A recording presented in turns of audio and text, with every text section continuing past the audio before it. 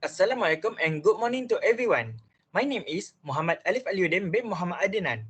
Today, topic for our forum is Venn diagram and its use in real life. So, before we begin our forum, let me introduce our three panels. For our panels, we got AINUL AUNI binti EDDYASRUL, DINI FAQIHAH binti SAIFULNISHAM, and last but not least, we got SYAFIQAH binti KAMARRUDIN.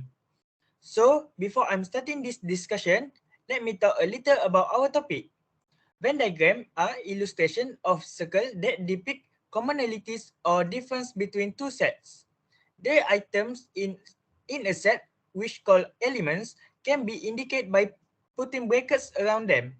So, by using Venn diagram, we can see the common things between two sets with assistance of union or intersection.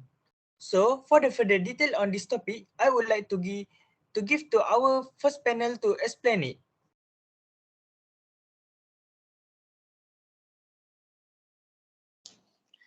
Thank you, Alif. Assalamualaikum and good morning, albeit to all of you. So, there are three types of Venn diagram. First, there are two circle diagram. Each side independently show contrasting information while intersection compares the two. Three circle diagram are very similar to two circle. However, one more data set is added to show relationship between three set of data.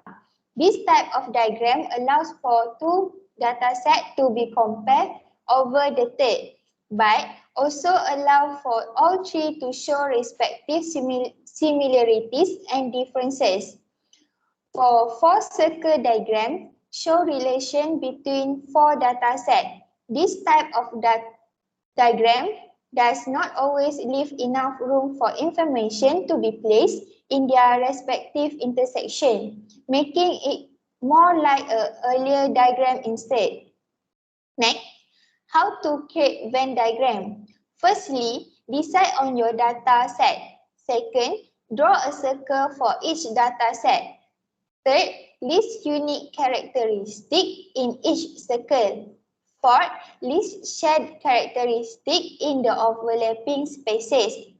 Fifth, adjust as needed. Lastly, review your Venn diagram. To see how it works, let the next panel show the example. That's all from me. I will pass back to our moderator. Thank you. Thank you for the explanation, Auni.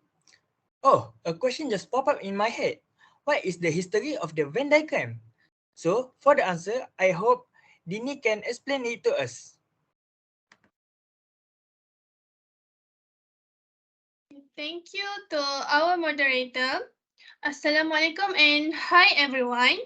So as a matter of fact, this Venn diagram was popularized in the 1880s by an English logician named John Venn. Venn invented the diagrams that bear his name as a way to represent inclusion and exclusion between classes or sets. They are made up of two or three intersecting circles, each representing a class and labeled with an uppercase letter. Venn developed his diagramming method in symbolic logic books, which is this book is written in 1881 years.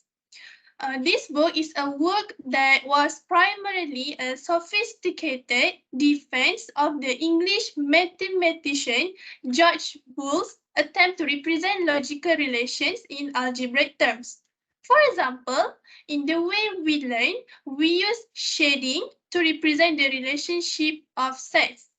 Therefore, based on what I have said about the history of the Venn diagram, so when can we use the Venn diagram? Next slide, please. We can use it when we want to compare and differentiate groups of things. It is useful for formative assessments, which refers to a variety of methods used by educators to conduct in-class evaluation of students' academic progress. Venn diagram can be used to encourage participation, discussion, and engagement. We are all aware of how frequently this Venn diagram is used in mathematics and statistics. For instance, to illustrate probabilities. With its visuals, Venn diagram makes it much simpler to comprehend these probabilities. However, it can be used in subjects other than mathematics. Consider science subjects. It can be used to create a class classification as shown on the slide. Aside from teaching content, Venn diagrams are commonly used in business. It can represent data and is typically used when making decisions. Besides, it improves their ability to communicate effectively about their ideas. As Dale Ludwig stated, well-designed visuals didn't just provide information, they also organize conversations. That's all from me. I will pass back to our moderator. Thank you. Oh, such wonderful explanation, Dini. Now, I want to ask you, Shafiqah, on the behalf of our audience, what is the use of Venn diagram in our life besides using in mathematics? Can you show us some example? Before I answer the question, I'd like to thank the moderator for this precious topic. So first and foremost, I'm sure everyone has a favorite fast food restaurant. So if I may list a few here, there are McDonald's, Mary Brown, and others. Some people enjoy both restaurants while others prefer a different restaurant such as KFC over these two. So next, how about the exalted songs in the various playlists in our music app? People will sometimes categorize it by genres such as K-pop and J-pop. There are also people who enjoy both songs and have them on their favorite playlist. However, there are those who only listen to pop music from Western countries. So I believe that these two Venn diagrams shown here already demonstrate how a Venn diagram works in the real world. For better understanding, I would like to discuss one simple question on Venn diagram, which actually related to real life. The situation is, how would the students in a university go to their faculty? So 250 people are selected by random types of sampling methods. 20% go to the faculty by car only, 50% by bus only, and X use both ways. Sometimes go with the car and sometimes with the bus. Note that Y is half to X. So here's an example of a word problem equation in a long sentence.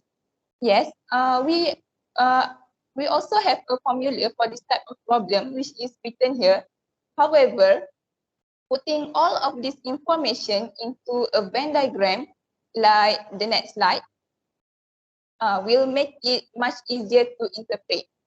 So before we answer the question, we must fill in all of the information in this Venn diagram before we begin to answer the question. So for the first question, how many students only drive or go to faculty by car only? To find the answer, simply multiply the percentage of students who drive to faculty by car given with the total number of students involved in the survey, which is 20% by 250, and you get 50. For the second question, we use the same method and calculated that 125 students travel to faculty by bus only.